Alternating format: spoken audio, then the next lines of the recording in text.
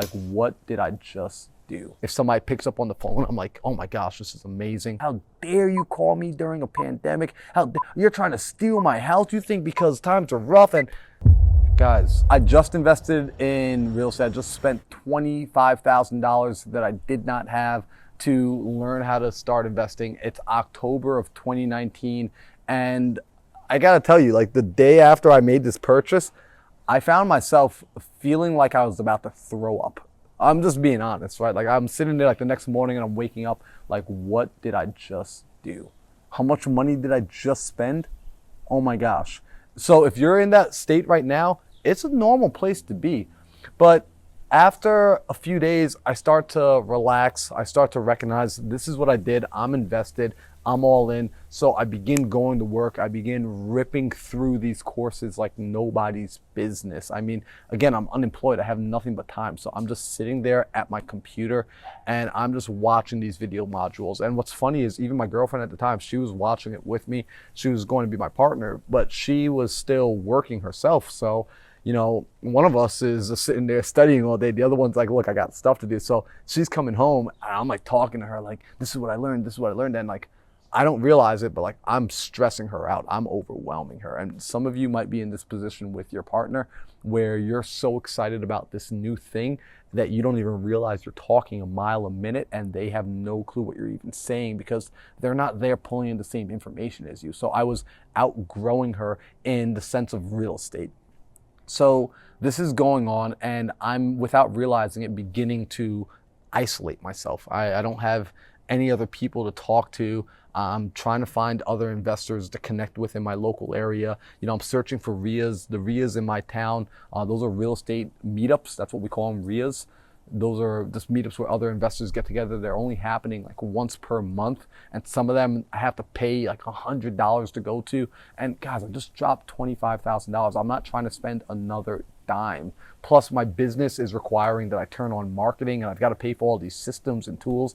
So again, like I'm stressing out actually. You know, I'm feeling like there's this race against time. Like I gotta go get my first deal. You know, so I can just start paying back my bills. So I can start paying my credit cards off. And I'm just doing everything I possibly can. I'm studying like a maniac. I'm still not really taking action. I'm not making the calls that I need to make, but I'm learning a hell of a lot because in the beginning, real estate was such a foreign language to me. I mean, I thought a mortgage and a deed were the same thing. I didn't even know what a mortgage was. So I'm talking, I had no financial literacy at this point in time. And fast forward, we're in about January and I am starting to get maybe like a little bit of traction. I'm sitting down on my phone every day. I have a Google Voice number and I'm like calling people one at a time. I'm like, they said, go get a list, right? So I downloaded these lists of like homeowners who were in distress or like in pre-foreclosure or tax liens. And I'm calling them and I'm not getting much luck. I mean, I'm trying, I'm hoping that someone picks up. If somebody picks up on the phone, I'm like, oh my gosh, this is amazing. And I'm documenting the whole process. But if you guys know this timeline, right, we're in January now of 2020, what begins to happen? Right, the world starts to go through this thing called, you know, so things are starting to shut down. I live in New York. New York shut down in a really major way. So I'm calling people, asking them if they want to sell their home because I'm just speaking the script that I'm told to speak. And I'm getting cursed out left and right. Like, how dare you call me during a pandemic? You're trying to steal my house? You think because times are rough? And guys, I'm already stressing out. I'm already just trying to figure things out. I got no one to really bounce ideas off of because although I bought this education, the education didn't really come with hand holding, not in the way that I thought it would, not like in the sense of having a community to speak to in real time, to have a conversation. Like I was able to email people and that was helpful. But I just wanted a little bit more. I wanted to be able to talk face to face, so I'm not getting that. So when I'm getting cursed at on the phone and people are telling me I'm a jerk or I'm a horrible person or to go get a real job, I'm beginning to have a lot of self-doubt, right? I'm just like questioning myself. In fact, I'm never gonna forget, there was one day where the cursing out was just so bad. Like this woman had just ripped into me so deeply. I had just put my phone upside down on the table. I was in the dining room table of my house, and my mom was out in the kitchen, and she was just listening to me make these calls, kind of just getting abused on the phone all day, just seeing how persistent I was. And I walked over to her and I just asked, I was like, Mom, am I a bad person?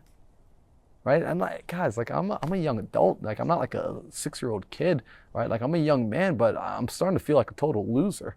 I mean, I've got no money, I've got no job, the world is shut down, and people are cursing me out, telling me I'm a jerk because I'm trying to buy their house, because I'm just following this course that I paid $25,000 to, and this is what they're telling me to do, and nothing is working.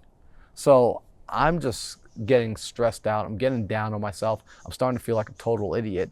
And quite frankly, I'm feeling like quitting. I'm just being real. Like I just, you know how many days I wanted to quit? A lot. But every time I really thought about quitting, 2 things would come back to me. The first, if I'm being honest, was, bro, you invested $25,000. You're going to keep going. You're going to figure out how to make this work. But the second thing was all those kids, right? I'm still thinking about those kids that I coached in parkour. I'm still thinking about the fact that they're still watching me on social media and Instagram, and they're waiting for me to become something.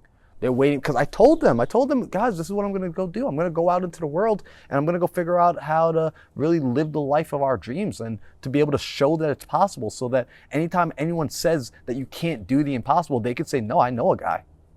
Like, I know Marlon. Like, yeah, he's real. I hung out with him. Like, I want them to be able to say that. So every time I would think about quitting, I would come back to that thought. I would come back to those kids, and I would remind myself, you know what, just keep going. Right? As long as you don't quit today, you still have a chance. And I stuck with it. And this was cool. This ability to stick with it actually started to open up more doors, because as I stuck with it, I started to find other people who were also doing this real estate thing. They were learning to invest just like me. So I started to form what later would become MMC, but this is essentially, it's kind of cool actually, now that I'm thinking about it out loud, this was like almost the birthplace of MMC. I started to find other people who were trying to figure this business out. And because shut everything down, we were getting together online, and we weren't even using Zoom, because Zoom wasn't even blowing up like that yet. We were on Skype.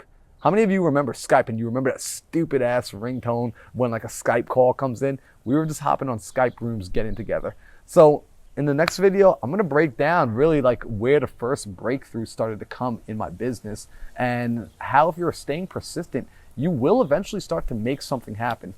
Guys, if you're enjoying this, do me a favor, leave a comment below. And what I wanna see in the comment is, tell me about a time where you were this close to giving up, where you wanted something so badly, but it just wasn't working, and you were this close to giving up, but for some reason you stuck it through. I want to see that. I'm looking forward to seeing you guys comment that down below. Looking forward to having a conversation with you. And if you're like me and you need other like-minded entrepreneurs to connect with, you want to hang out with people who are more successful than you, people who are also have aspirations and they have resources, and you just want to be around good people, join me, join my community, MMC. We're getting together every morning, Monday through Friday. It's like-minded entrepreneurs getting together, working on this, working on the mindset, working on eradicating those self-limiting beliefs, so that together we can go further. Yo, let's get this video to 50 likes, and I'll see you in the next one. Mindset, steady as the flow, navigating on my time spent letting know every week of hesitation. It's been a few years, but there's no mistake, and there's a reason I'm here.